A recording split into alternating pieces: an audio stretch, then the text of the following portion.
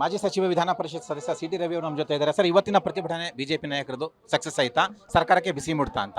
ನೋಡಿ, ನಾವು ಜನಾಭಿಪ್ರಾಯ ರೂಪಿಸೋದಕ್ಕೆ, ಭ್ರಷ್ಟಾಚಾರವನ್ನು ಬಯಲಿಗೆಳೆಯೋದಕ್ಕೆ ಪ್ರತಿಭಟನೆಯನ್ನು ಒಂದು ಮಾಧ್ಯಮವಾಗಿ ಮಾಡ್ಕೊಂಡಿದ್ದೀವಿ. ಇವರಿಗೆ ನೈತಿಕತೆ ಇದ್ದರೆ ರಾಜೀನಾಮೆ ಕೊಟ್ಟು ತನಿಖೆ ಎದುರಿಸಬೇಕು. ಎರಡು ಪ್ರಕರಣದಲ್ಲಿ, ಒಂದು ಮಹರ್ಷಿ ವಾಲ್ಮೀಕಿ ಅಭಿವೃದ್ಧಿ ನಿಗಮದ ಪ್ರಕರಣ. ಹಣಕಾಸು ಖಾತೆ ಸಚಿವರು ಮಾನ್ಯ ಮುಖ್ಯಮಂತ್ರಿಗಳು 187 ಕೋಟಿ ರೂಪಾಯಿ ಲೂಟಿಯಾಗಿದೆ. ಲೂಟಿ ಹಣ ಎಲ್ಲೋಯ್ತು? ನಮಗಿರೋ ಮಾಹಿತಿನ ಹಲವಾರು ಬಾರಿ ಹಂಚ್ಕೊಂಡಿದ್ದೀವಿ.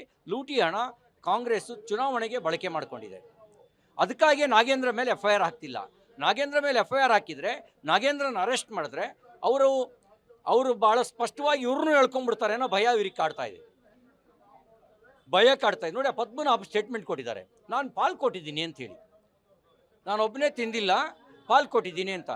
ನಾಗೇಂದ್ರ ಅವರು ಅವ್ರ ಆಪ್ತರ ಹತ್ರ ಹೇಳ್ಕೊಂಡಿದ್ದಾರೆ, ನಾನು ತೆಲಂಗಾಣ ಚುನಾವಣೆಗೆ ಹಣ ಕೊಟ್ಟೆ, ನಮ್ಮ ಅಪ್ಪನ ಮನೆಯನ್ನ ಕೊಟ್ಟೆ, ಕರ್ನಾಟಕದ ಲೋಕಸಭಾ ಚುನಾವಣೆಗೆ ಹಣ ಕೊಟ್ಟೆ, ಎಲ್ಲಿಂದ ಕೊಟ್ಟಿದ್ದು? ಅಲ್ಲಿಂದಲೇ ಕೊಟ್ಟಿದ್ದು ಅಂತ ಅವ್ರು ಹೇಳ್ಕೊಂಡಿದ್ದಾರೆ. ಅದ್ರ ಬೆನ್ನೆಲ್ಲ ಮುಡಾ ಪ್ರಕರಣ ಬಯಲಿಗೆ ಬಂದಿದೆ.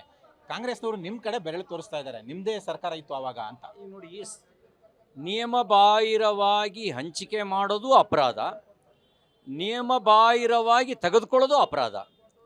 Siddaramaiah, he was practicing advocate, he is a law graduate, he know law everything.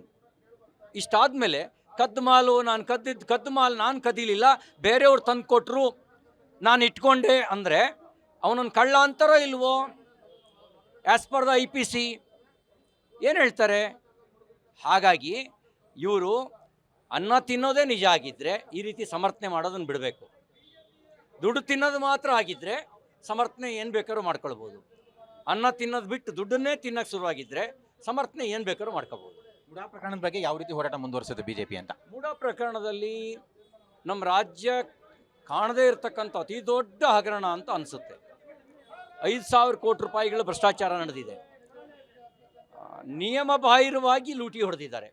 ಅದ್ರ ಹಿಂದ್ಗಡೆ ಭಾಳ ದೊಡ್ಡ ದೊಡ್ಡ ಪ್ರಭಾವಿಗಳಿದ್ದಾರೆ. ಮುಖ್ಯಮಂತ್ರಿಗಳ ಹೆಸರಿದೆ, ಮಂತ್ರಿಗಳ ಹೆಸರಿದೆ, ಶಾಸಕರುಗಳ ಹೆಸರಿದೆ, ಪ್ರಭಾವಿ ನಾಯಕರುಗಳ ಹೆಸರಿದೆ, ಅಧಿಕಾರಿಗಳ ಹೆಸರಿದೆ. ಇದೆಲ್ಲವನ್ನು ಸಮಗ್ರ ತನಿಖೆ CBI ಮೂಲಕ ಆಗಬೇಕು. CBI ಮೂಲಕ ಆಗಿ ಅಲ್ಲ ಅವ್ರು ಸಮರ್ಥನೆ ಮಾಡ್ಕೊಳ್ಳಿ. CBI ಮುಂದೆ ಅವಧಿಯಿಂದಲೂ ತನಿಖೆ ಆಗುತ್ತೆ, ಎಲ್ಲವೂ ಆಗಲಿ. ನಾವೇನು ಬೇಡ ಅಂತ ಹೇಳ್ತಿದ್ದೀವ? ಕಳ್ಳನ ಹೆಂಡತಿ ಡ್ಯಾಶ್ ಡ್ಯಾಶ್ ಡ್ಯಾಶ್ ಅಂತ ಗಾದೆ ಮಾತಿದೆಯಾ ಇಲ್ವೋ? ಉಪ್ಪು ತಿಂದ ನೀರು ಕುಡಿಬೇಕು ಅಂತಿದೆಯಾ ಇಲ್ವೋ? ಉಪ್ಪು BJP ಅವ್ರು ತಿಂದಿದ್ರು, ಅವರು ನೀರು ಕುಡಿಬೇಕು.